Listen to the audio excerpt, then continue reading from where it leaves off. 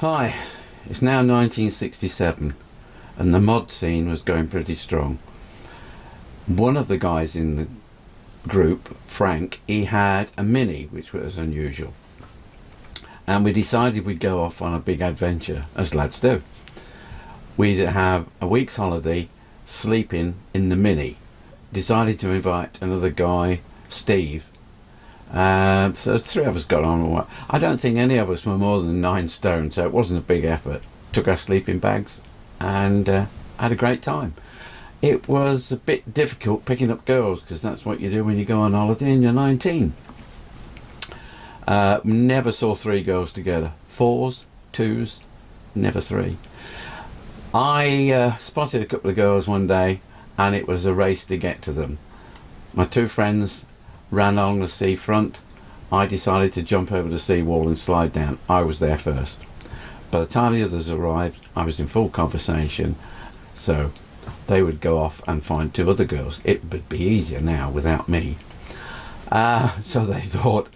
I met them later, said goodbye to the girls. They arranged to come back again on a Wednesday and we'd spend the day together, just as you do, 16, 19 years old. Had a great day. Only a holiday romance. It was going to go nowhere. Bid our farewells. One of them gave me their address. I was going to write. That was it. But on the Saturday night when we got back to Market Harborough, there was a dance. It was a disco actually in Husbands Bosworth. Got chatting to one of the gang and he's still got a week's holiday. So had I. Why don't we go down on his scooter? Mine was always playing me up, so it wasn't very safe to go that far. And we'd meet up with these 2 girls. Great. So we'd go there and then. His mum was quite put out. It's sort of 11:30 at night and we're deciding that we're going to go off and ride through the night down to Lowestoft. She wasn't very happy, but we did it. It was okay. Arrived about 5 in the morning. The sun was coming up. We'd got to get a bit of sleep. Pitched our tent and fell asleep. Woke up then. First thing we did was go and find a cafe, something to eat, and then off we went to Ipswich to meet these girls. Got down to Ipswich. They were quite surprised we actually did make it. And the lucky thing is Tony did get on with the second girl. I'd already chosen mine. Anyway, we then had a great time. Left them on the Saturday, arranged to meet again on the Wednesday. And on the Wednesday we had another great day. Just went to one of the local parks, walking around, chatting, music, clothes, you name it. That's what you did when you were 19. On the Wednesday evening when we decided to come away, just as we were leaving, one of the girls, the girl I was with, decided that it's not safe. She pronounced, "It's not safe, don't go." Did spook us a bit, but we were okay. Yeah, we'll be fine. Yeah. So off we set. Just outside the town, we changed because I'd ridden from Ipswich. He would then take over and drive the rest of the way. Down the bottom of the hill, there's a small pub called the Red Lion. Just as we were approaching the Red Lion, somebody backed out onto the main road broadside to us, and that was it. It was all over in a matter of seconds. We hit the car. My body took most of the impact. My knee was the first thing to hit the side of the car. It tried to push me then off of the back of the bike. I couldn't move obviously because of the back rack and spare wheel. The impact was so great that then my femur literally snapped and split and went straight through the skin and almost tore my leg off.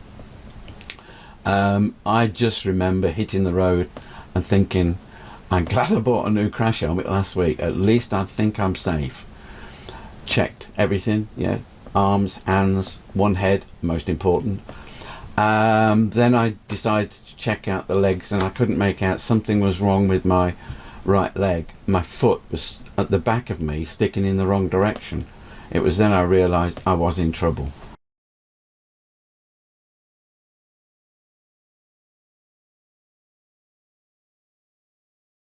I want to perform a simple exercise, and that is to put the same film through both cameras.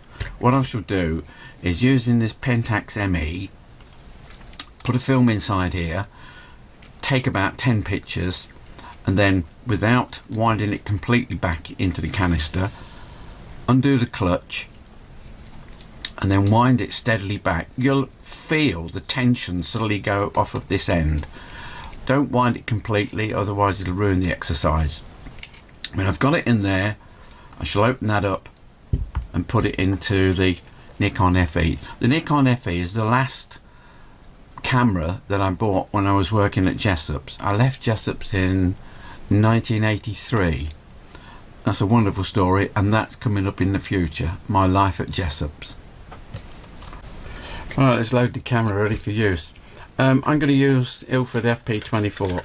I'm very lucky because in a town not far from me there's a company called Camera Box, and they're good stockists for old film processing, films, whatever. Let's put this in. When you're shooting your camera, as you put your film in, you've got so much exposed film before you actually start taking pictures. Some cameras compensate for this by, when you're advancing the film, it doesn't work. The exposure meter doesn't work, so therefore you're pulling all that exposed film away first. Right, let's have a look.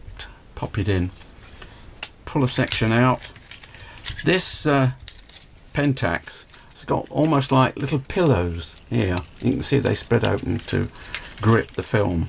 So if I put the film in there, just to get it to start.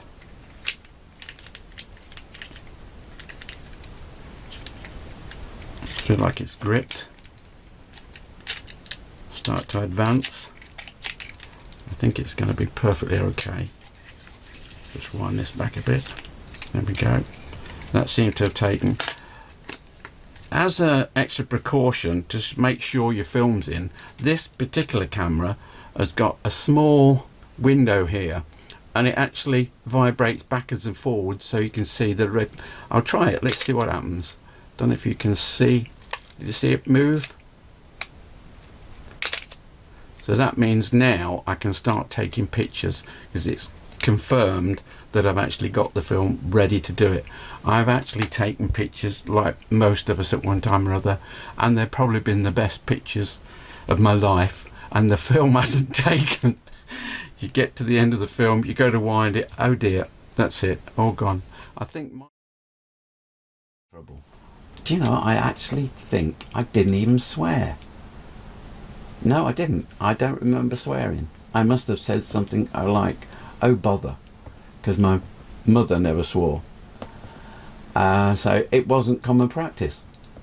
Anyway, as the crowd came out of the pub, luckily enough there was a young junior doctor, and he quickly improvised a tourniquet out of his tie and a pencil, put it on the top of my leg and tied it up, because the blood flow was pretty. I think I'd gone through an artery. I do remember the tinkling of the ambulance in the distance. It wasn't a siren in them days, it was literally a bell. Then quickly placed in the ambulance, and off we set. I just got few scenes in my mind. One of them in particular, I was quite put out. I'd actually bought myself a new pair of Levi's. The only thing is, they were cutting them off. I was more concerned about the Levi's being cut off me than the actual fact that I broke my leg. I think by this time I was high on painkillers of some sort.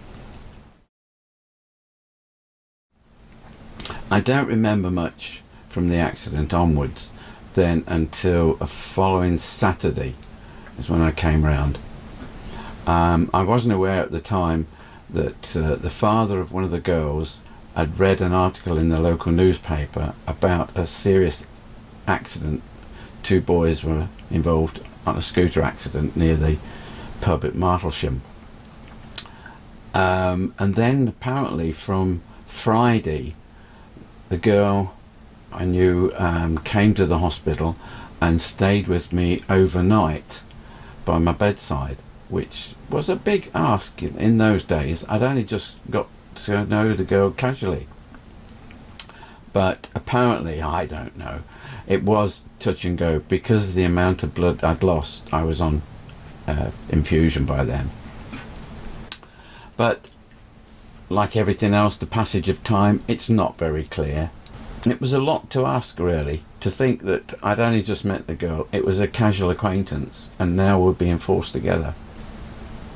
It was strange for me because in my life I'd always had to fight everything on my own. My parents, I was in a constant battle for existence between them and me. Never did get on with my brother. Thank goodness I'd got the mods who were my big family, so I thought. And they were, actually. They did come to visit me. I think I've been there about a fortnight, and the whole of the ensemble, which was, I think, something like 16 scooters, and the Mini, obviously, came to visit me at the hospital. Caused quite a uproar because you're only allowed two to a bed, so the sister said when she came in. So everybody broke up and they went to other beds while the sister was there. As soon as she went back out the ward, they were back round my bed. Apparently Tony, who was in another hospital, had only suffered a fractured jaw, and the gang descended on Ipswich Hospital to pick him up to take him home. He also came round. Frank ran him about. He came round with the rest of them. He'd got his teeth, the whole of his mouth was wired up, and had to drink through a straw, and that would be for several weeks while his jaw mended. Tried to make him laugh. The next video will be life on a ward. I was there for 16 weeks. It did have its highs and its lows.